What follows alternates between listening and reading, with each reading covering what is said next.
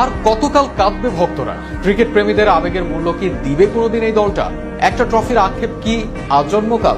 প্রতিবার টুর্নামেন্ট আসে, টুর্নামেন্ট যায়, প্রতিবার স্বপ্ন দেখে, আর সেই স্বপ্ন হেলায় হারায়।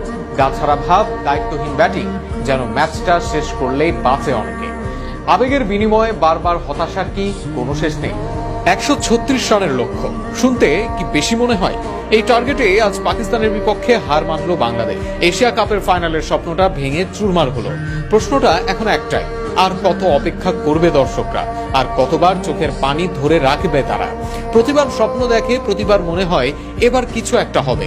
টেলিভিশনের সামনে বসে বুক বাঁধে, স্টেডিয়ামে গলা ফাটায়, সোশ্যাল মিডিয়ায় উত্তেজনা ছড়ায়, কিন্তু শেষে ফল একই, হতাশা, আক্ষেপ আর চোখ ভরা অশ্রু। দর্শকরা কি তবে অপরাধ করছে?